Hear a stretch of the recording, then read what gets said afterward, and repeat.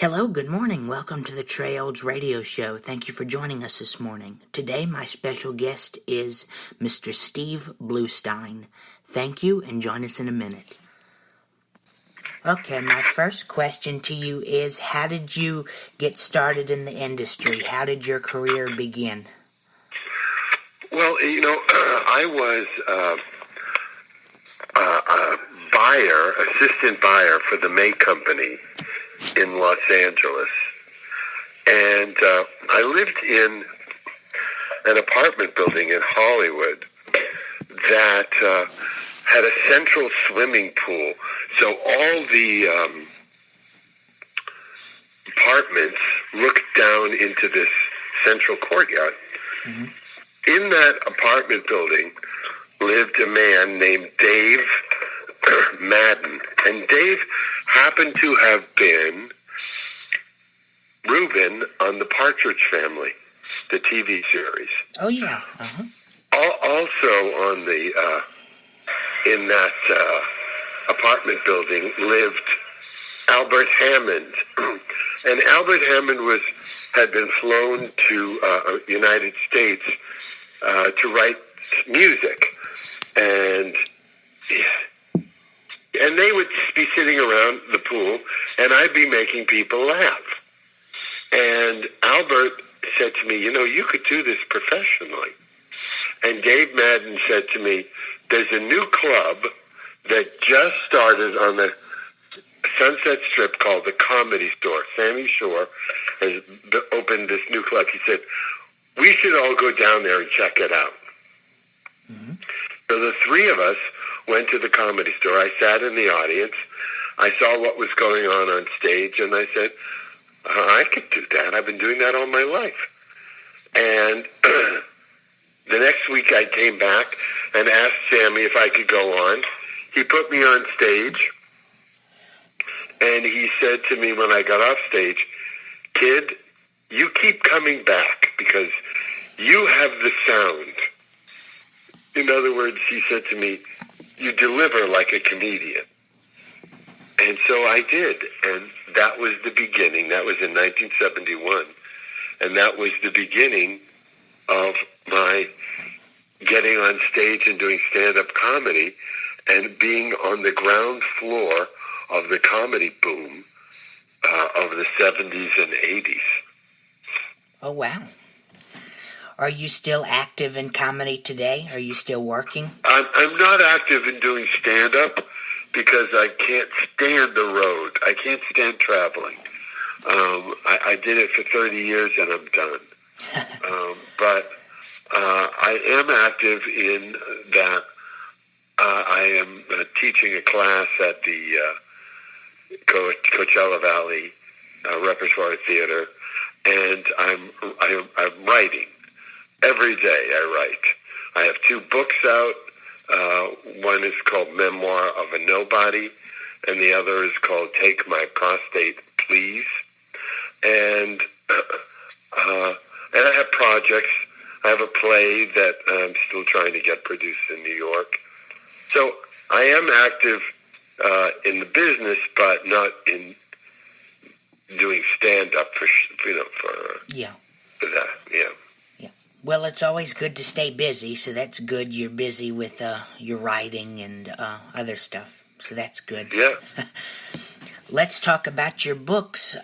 It's Memoirs of a Nobody and Take My Prostate, Please. Can you explain what your books are about? Could you give us a little background?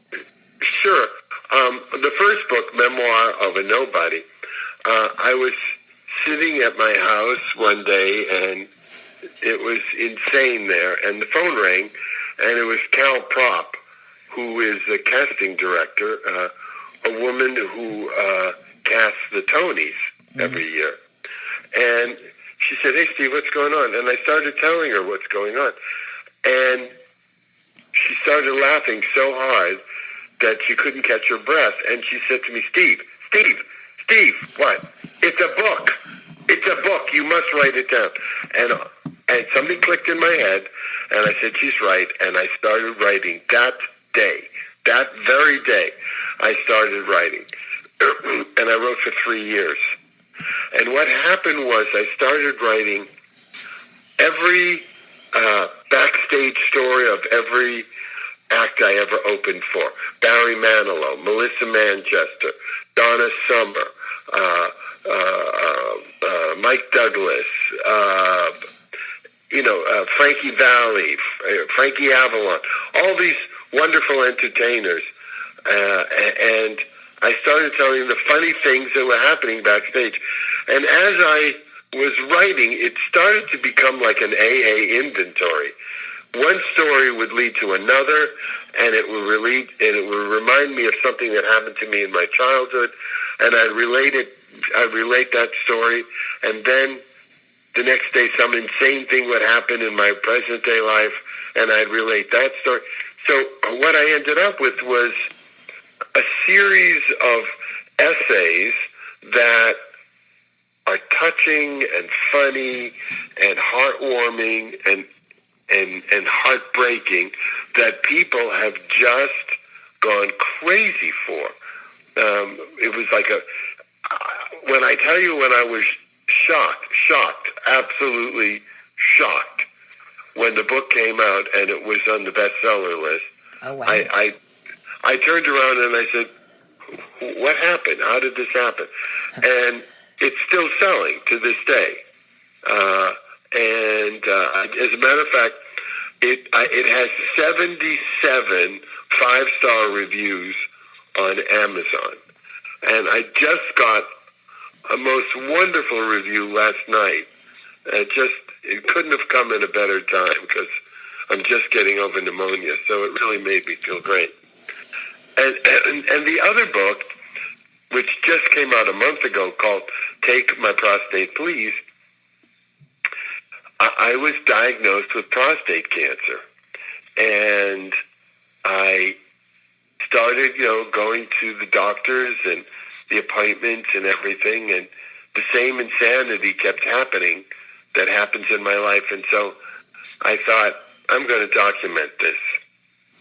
So every day, at the end of the day, I would report what happened that day, but with my own, slight change in terms of using it for comedy. Excuse me, I'm going to cough. Ended up with this wonderful document that will help anyone who knows someone going through prostate cancer or is going through prostate cancer, because I laid bare all the emotions, all the fears of the what ifs, and I explained all the procedures that I had to go through, and I explained the day of the surgery, and the insane things that happened. Like, for instance, we get to the hospital and we go to the admitting room, and the woman asks for my name. I give her my name. She says, "Do you have a photo ID?" I said, "A photo ID? What do you think? Someone's going to come in here and try to steal my prostate surgery?" And that was my attitude throughout the whole process. And then, of course, after the surgery, the response from my friends, not my family. My family couldn't give a crap, but my friends. The response from my friends was so overwhelming that I began writing about how important it is to create a family of friends, and how loving they all were during this whole period. It got me through it. It absolutely got me through it. My bedroom at home was filled with flowers.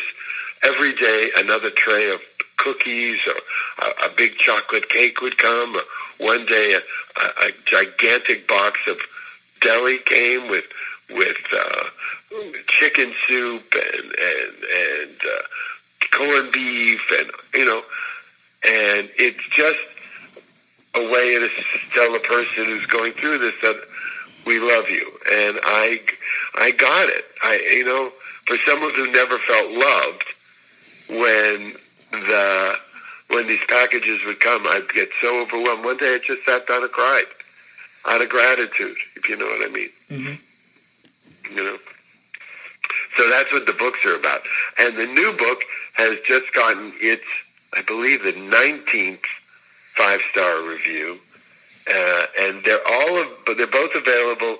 They're published by Bear Manor Media, and they're both available on Amazon as a Kindle or a Nook or an iBook or an ebook, or you can get a hard copy or a soft copy, but they're all there, and it's been very rewarding.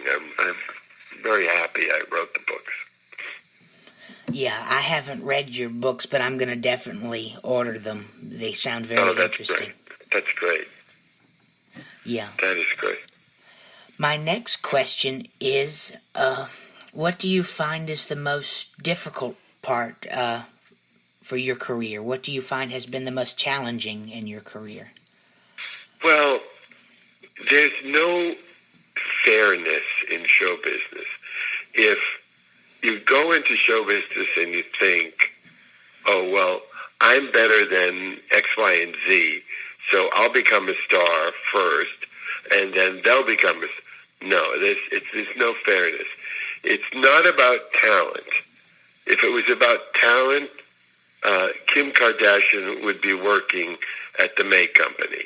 It's not about talent. It's about luck. It's about self-confidence.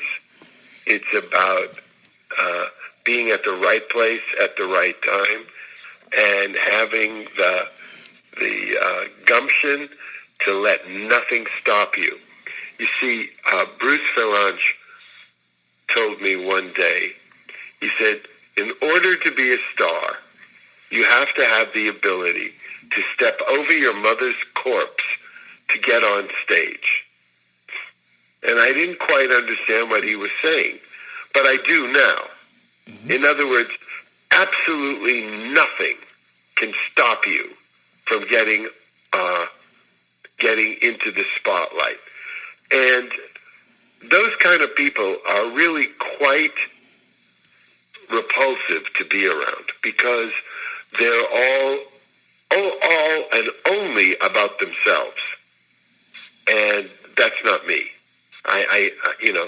And so that was the hardest part, having to deal with those kind of people in show business. Yeah, it's not all about you, because in the industry, it is a team effort. It is a teamwork, you can't just do it all on your own. You have to sometimes depend on other people around you. If you are doing a film, it's not just the actor, it's the director, writer, Right. It's a big industry, and this industry is not for everyone.